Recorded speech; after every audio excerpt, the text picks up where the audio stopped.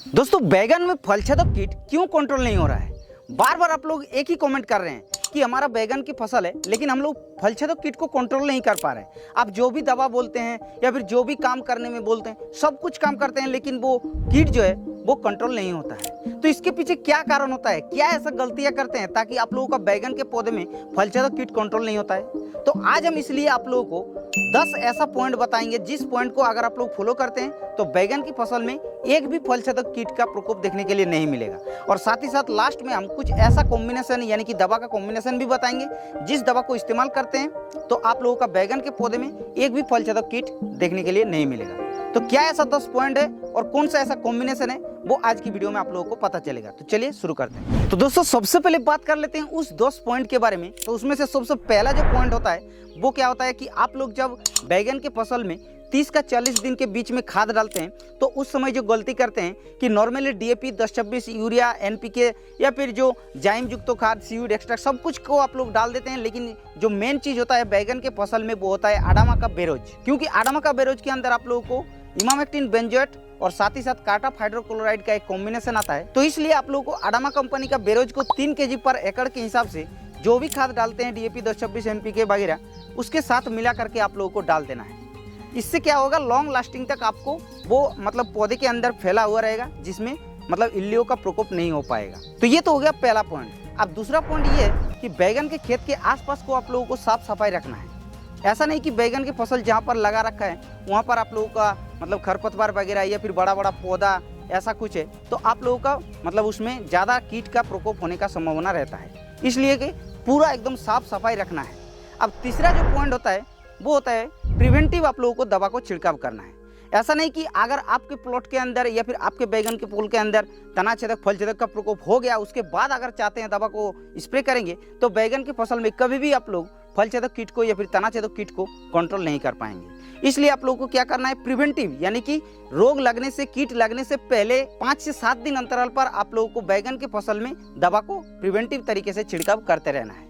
अब चौथा जो पॉइंट होता है कि रोटेशन करना है दवा को, एक ही दवा को बार बार आप लोगों को इस्तेमाल नहीं करना है।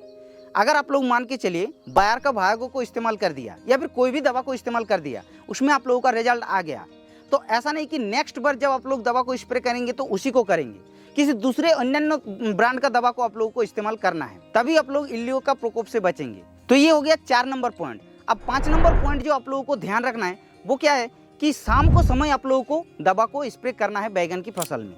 ज़्यादातर किसान भाई क्या करते हैं कि दोपहर में या फिर 8-9 बजे 10 बजे कोई भी समय उनको आप छुट्टी मिलता है तभी वो छिड़काव करते हैं, लेकिन ऐसा नहीं है। अगर आप लोगों को बैगन के फल के अंदर इल्लियों को कंट्रोल करना है तो शाम को आप लोगों को स्प्रे करना है, धूप निकल जाने के बाद।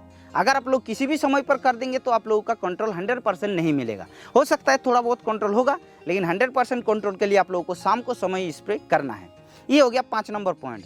अब 6 नंबर पॉइंट जो होता है वो होता है मिट्टी को आप लोगों को नमी रखते हुए दवा को छिड़काव करना है। जी हाँ, अगर आप लोगों का मिट्टी पूरा सूखा रहेगा, हार्ड रहेगा, उसके बाद दवा को इस्तेमाल करेंगे तो 100% आप लोगों को रिजल्ट नहीं मिलेगा। इसलिए आप लोगों को क्या करना है, मान के चलिए अब आप लोग स्प्रे करने जाते हैं आज, तो 1-2 दिन पहले आप लोगों को सिंचाई कर देना है, जिससे क्या होगा कि मिट्टी नमी रहेगा और तब आप लोग छिड़काव करेंगे तो 100% रिजल्ट देखने के लिए मिलेगा। तो ये तो हो गया 6 नंबर पॉइंट। अब 7 नंबर पॉइंट को जो ध्यान रखना है कि जब भी आप लोग दवा को छिड़काव करने जाएंगे उससे पहले आप लोगों का जितने भी सारे फल होता है इल्लियों का प्रकोप होने वाला उसको पहले तोड़ करके किसी दूर में जाके फेंक देना है, या फिर अगर आप लोगों का बाजार में वो बिकता है तो वो आप लोग कम रेट में बेच भी सकता है, ऐसा नहीं कि फेंकना है, तो अपने हिसाब से देख लीजिएगा। लेकिन ये बहुत ही ज़रूरी है कि जो मतलब इल्लियों का प्रकोप हुआ है जिस फल में उसको पहले तोड़ना है। जो छोटा छोटा फल होता है वो उसको भी तोड़ना है, सभी को एकदम पूरा एकदम तोड़ करके पूरा क्लीन करके उसके बाद ही आप लोगों को दवा को छिड़काव करना है। और ये सबसे बड़ी गलती करते हैं किसान भाई, तो इस गलती को आप लोगों को नहीं करना है। तो ये तो हो गया 7 नंबर पॉइंट। अब 8 नंबर जो पॉइंट होता है वो क्या होता है, कोई भी दवा को आप लोग जब छिड़काव करने जाएंगे तो उसके साथ आप लोगों को सुपर स्प्रेडर जो मिलता है जैसे कि सिलुइड गोल्ड मिलता है या फिर आप लोगों को स्पीड मैक्स मिलता है कोरोमंडल का, या फिर और भी अच्छे अच्छे कंपनी का मतलब स्प्रेडर मिलता है, उसको आप लोगों को मिक्स करना है। अगर आप लोग उसको नहीं मिक्स करते हैं तो आप लोगों का 100% रिजल्ट नहीं मिलेगा। क्योंकि क्या होता है, बैगन का जो फलछेदक इल्ली होता है वो फल के अंदर रहता है, तो उसको अंदर तक पहुंचाने के लिए स्प्रेडर काम करता है, इसलिए स्प्रेडर को मिक्स करना बहुत ही जरूरी है। अब ये तो हो गया 9 नंबर पॉइंट। अब लास्ट जो 10 नंबर पॉइंट होता है वो क्या होता है कि जब भी आप लोग दवा को इस्तेमाल करते हैं इल्लियों का प्रकोप से बचने के लिए, मतलब फल छेदक कीट को कंट्रोल करने के लिए, तो उसके साथ आप लोगों को जो व्हाइट फ्लाई को कंट्रोल करने वाला दवा होता है उसको आप लोगों को मिक्स एक साथ में करना है। ये एक बहुत ही इंपॉर्टेंट पॉइंट होता है। मान के चलिए आप लोग बायर का भाइगो को इस्तेमाल कर रहे हैं, तो सिंपली आप लोग बायर का भाइगो को इस्तेमाल करने से रिजल्ट नहीं मिलेगा। उसके साथ आप लोगों को एसिटामाप्रिड या फिर मोवेंटो ओडी या फिर मोवेंटो एनर्जी उलाला, मतलब सफ़ेद मक्खी को कंट्रोल करने वाला जो दवा होती है उसको आप लोगों को मिक्स करना है, तब जाके उसका रिजल्ट अच्छा देखने के लिए मिलेगा। तो इस 10 पॉइंट को अगर आप लोग फॉलो करते हैं तो आपका बैगन के फसल में एक भी फल छेदक इल्लियों का प्रकोप देखने के लिए नहीं मिलेगा। अब ये सवाल आती है कि भाई हम लोग बैगन के फल छेदक इल्लियों के लिए कौन सा ऐसा कॉम्बिनेशन स्प्रे करेंगे ताकि 100% कंट्रोल देखने के लिए मिलेगा। तो यहाँ पर हम 3-4 कॉम्बिनेशन बता दे रहे हैं, इस कॉम्बिनेशन को छिड़काव कर सकते हैं।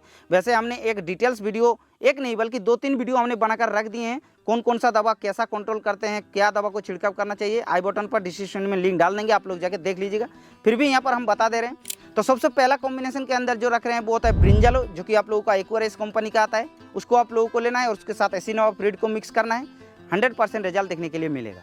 दूसरा कॉम्बिनेशन क्या रखना है, सिमोडिस प्लस एसिटामाप्रिड, 100% रिजल्ट मिलेगा। तीसरा कॉम्बिनेशन जो है वो बायर का भाइगो प्लस उसके साथ मोवेंटो ओडी या फिर मोवेंटो एनर्जी, चाहे तो आप लोग एसिटामाप्रिड को भी ले सकते हैं क्योंकि उसका रेट थोड़ा सस्ता है, लेकिन 100% रिजल्ट मिलेगा। 4 नंबर जो कॉम्बिनेशन सुमिप्रेम, जो कि सुमिटोमो कंपनी का आता है, उसके साथ एसिटामाप्रिड मिक्स करना है। ये सारे कॉम्बिनेशन को आप लोगों को 5-7 दिन अंतराल पर घुमा फिरा के छिड़काव करने पर बैगन के फसल में आसानी तरीके से फल छेदक कीट कंट्रोल हो जाता है। तो इस वीडियो में आप लोगों को पूरा तो क्लियर हो गया। तो इस वीडियो में बस इतना ही। अगर वीडियो अच्छा लगा तो वीडियो को एक लाइक करना है, और अगर आप लोगों का ऐसा ही कुछ वीडियो चाहिए तो आप लोग नीचे कमेंट कर देना। बाकी इस चैनल पर पहली बार आ रहे हैं तो चैनल को सब्सक्राइब जल्दी कर लीजिएगा।